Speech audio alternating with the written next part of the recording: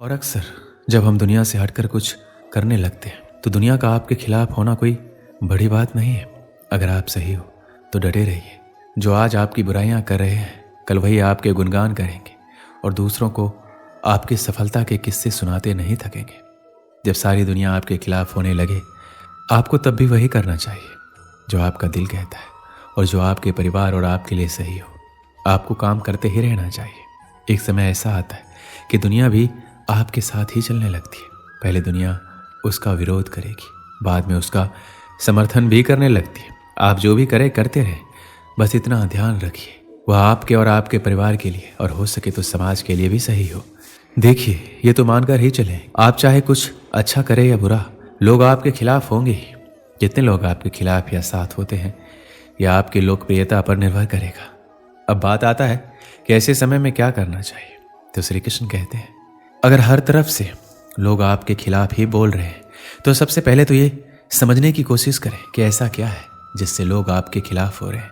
इस चीज़ के समझने के लिए मैं हमेशा एक तकनीक इस्तेमाल लाता हूँ, वो आप भी कर सकते हैं। मैं खुद को उनकी जगह रख कर सोचता हूँ। जो लोग आपके खिलाफ या आपसे असहमत हैं उनकी जगह खुद को रख कर सोचिए कि अगर आप उनकी जगह होती तो आप क्या सोचते और क्यों। आपको लगे कि नहीं वो गलत है तो कोशिश कीजिए कि जहाँ तक हो सके लोगों को अपने बारे में या अपने काम के बारे में उनको समझाएं और उनकी गलतफहमी दूर करें। अगर आप ऐसा करने में असमर्थ हैं या आपको लग रहा है कि लोग सही हैं लेकिन आपकी बातों को कोई सुनेगा नहीं या नहीं सुन रहा है, ऐसे में आप दो चीज़ कर सकते हैं। धैर्य रखिए जब सारी दुनिया आपके खिलाफ खड़ी हो। ऐसे में आप जो कर सकते हैं वो है सब्र। समय पर भरोसा रखिए। सबसे पहले बात तो ये है कि समय चाहे जैसा भी हो बदलता जरूर है, और बुरा समय की तो खास बात होती है कि आपके अंदर की छिपी प्रतिभा को बाहर निकालने का अवसर प्रदान करता है। इस समय आपको ये भी पता लगेगा कि कौन अपना कौन पराया है। सच के राह पे चलिए, जो आपके और समाज के लिए सही है वही कीजिए, फिर चाहे पूरी दुनिया ही आपके खिलाफ क्यों ना हो। श्री कृष्ण कहते हैं, आप दुनिया की उलझ में अपने सपने भूल जाते हो। दुनिया आपको परेशान करेगी, आपसे कहेगी कि तू कुछ नहीं कर पाएगा, आपको गिराने की कोशिश करेगी, आपसे जलेगी, आपको भटकाने की कोशिश करेगी, आपके एक बार की छोटी सी असफलता को बहुत ही बड़ा बनाकर आपको चिढ़ाएगी। आप अगर उन पर ध्यान दोगे तो आपको लगता है कि आप कुछ कर पाओगे। जी नहीं, आपको उन पर ध्यान नहीं देना है। अगर आप उन पर ध्यान दोगे तो आप कुछ नहीं कर पाओगे। बस आपको एक चीज़ सीखनी है, नज़रअंदाज और खुद पर विश्वास रखना है। आपकी मेहनत किसी न किसी जगह जरूर दिखेगी। आप बस थोड़ा धैर्य रखिए। आप खुद पर विश्वास रखोगे तो आप खुद उम्मीदों पर खड़े उतरोगे। आप उससे भी बेहतर कर दिखाओगे। और अभी तक आपके जीवन में दुनिया का प्रेशर नहीं आया है तो अभी तक सफलता के रास्ते पर आप हो ही नहीं। आप भविष्य में एक चमत्कार से अत्यधिक सफल हो जाते हैं। आप अपने देश में एक सुपरस्टार, एक रोल मॉडल बन जाते हैं। हर जगह आपके बारे में चर्चा है, लोग आपको जानना चाहते हैं। जब आप अपनी आत्मकथा लिखने का फैसला करते हैं, लेकिन जब आप अपनी आत्मकथा लिखने बैठते हैं तो आप समझते हैं कि आपने ऐसा कुछ नहीं किया जिससे आपको सफलता मिली। आप समझते हैं आपको ये सफलता सिर्फ एक संयोग से मिली है। अगर आपको सफलता के द्वार में जाना है तो आपको सारी हदें पार करनी ही होगी।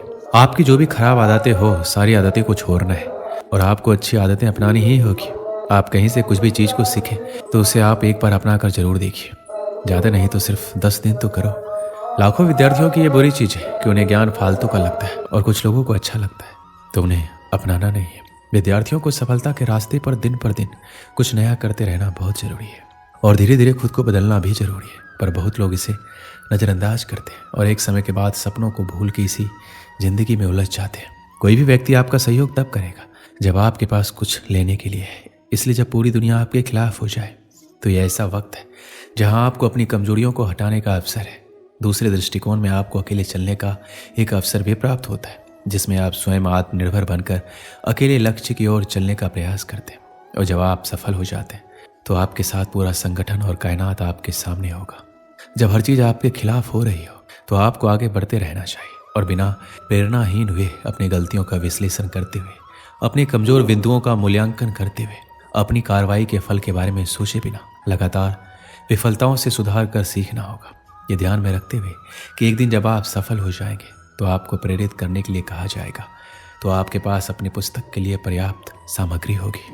इसलिए यदि आप महसूस कर रहे हैं कि सब कुछ आपके खिलाफ हो रहा है तो इस पल में भगवान को धन्यवाद करें क्योंकि वह आपको अपनी आत्मकथा के लिए पर्याप्त सामग्री दे रहा है।